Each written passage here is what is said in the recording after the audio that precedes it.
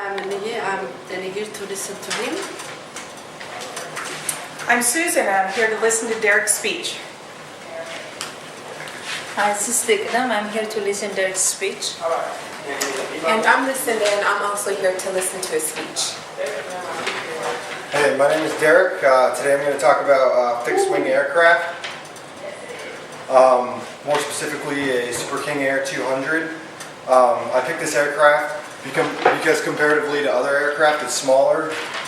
So it'll be easier for me to explain different aspects of a fixed-wing aircraft to you. So hopefully after the speech, you'll just be more familiar with fixed-wing aircraft in general. The first thing is dimensions. The wingspan of the C-12 is 54 feet 6 inches. The length is 43 feet 10 inches, and the height is 14 feet 10 inches.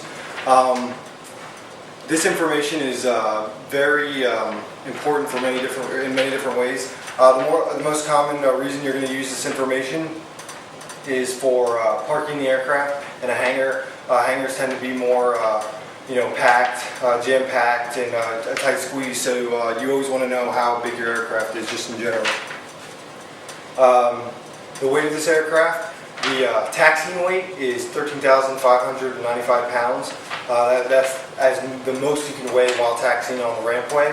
The max takeoff weight is 13,500 pounds, which essentially means if you're taxiing at 13,595 pounds, you need to lose 95 pounds, which you'll be burning in fuel before you take off. And this is important as far as the weight and balance of the aircraft. You don't want to fall out of the sky. It's pretty much what it's going to come down to. You want to make sure all the weight is evenly distributed throughout the cabin. And the max landing weight for this aircraft is 12,500 pounds. This is also extremely important. So obviously wherever you go, whatever your destination is, by the time you touch down on deck, you want to be 12,500 pounds. And that's for the same reasons, weight and balance, but more specifically for structural integrity of the aircraft. Because no matter how good the pilot is or how good the landing is, once you touch down and you're over that weight, it's pretty much, it's going to be detrimental structurally to the aircraft. And as far as comparatively to larger aircraft in general, you fly from wherever to wherever in a commercial airliner, and there's just rows of seats. All those seats are in seat tracks, so essentially they all could be taken out, and the cabin could be configured for other means as cargo or whatever. And the same is for this aircraft, except it's on a smaller scale. And this aircraft, you can either throw 7 people in there, or you can rip everything out and just strap down a whole bunch of cargo, which we tend to do a lot. The next thing I want to talk about in general is lighting, and like I said before, comparatively this aircraft is smaller, so it doesn't have as many lights, but it's pretty much basically the same configuration as lighting on other aircraft. Interior lighting, you're always going to have cockpit lighting, and you're always going to have lighting going down the cabin, regardless whether there's packs in there. And for exterior lighting, you have your taxiing lights, which are used for taxiing, and you have your landing lights, which are used actually for taking off and landing. And you also have your recognition lights, which there are 2 white lights on the tip of each wing. Here's just a picture of a C-12, and recognition lights would be all the way out here. They're just white lights, and hence they're used to be recognized by other aircraft. And then you have your positional lights, which is similar to a boat. You have port side, you have your red, and starboard you have your green, and that's positional lights. And that's so if another aircraft sees you, they can see whether you're going away from them or you're going towards them. And then you also have your tail beacon strobe and your lower beacon strobe.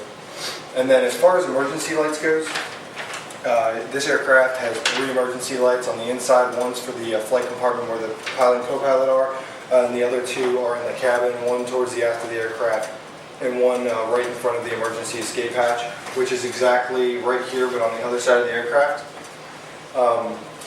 And then on the exterior you have emergency lighting where the air stair door is, where you generally enter, and then on the other side as well. where the emergency escape hatch is on the outside.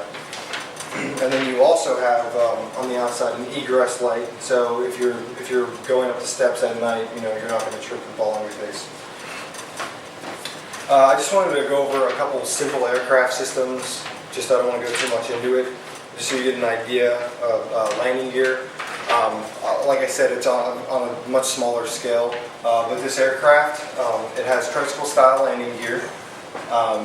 It's electrically operated and hydraulically actuated, which basically means there's a landing gear handle in the cockpit, and through a series of circuits you switch that handle, and it actuates a 20 volts DC landing gear motor for the main gear, and through a hydraulic system, the gear extends and retracts, and the nose wheel gear is attached to the main landing gear with duplex chains. It's similar to it really is like a chain on your bike or a motorcycle. It's really small, and it works with the main landing gear.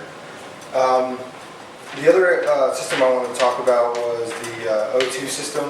Any pressurized aircraft that goes above 10,000 feet is going to have a pressurized cabin, and in case you lose that pressurization and you're above 10,000 feet, you're going to need emergency O2. In this aircraft, the O2 bottle, it's a 49 cubic foot cylinder, and it's located in the aft section behind the pressurized bulkhead of the aircraft. And it's charged to 1850 plus or minus 50 psi, and it's aviators breathing oxygen. And then it goes out through the ceiling through a series of hoses and connects through the cabin up to the flight compartment where the pilots are. There's 13 masts total. There's 2 in the flight compartment, one for the co-pilot and pilot, and they're a little more complex because they have built-in mics. So in case of an emergency, they can obviously breathe oxygen as well as communicate over the radios. In the cabin, there is 11, and there's 9 just down the main portion of the cabin in the back. There's 2 others.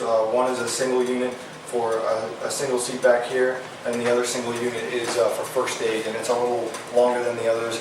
That for the reason if someone's incapacitated on the ground, it can reach their face.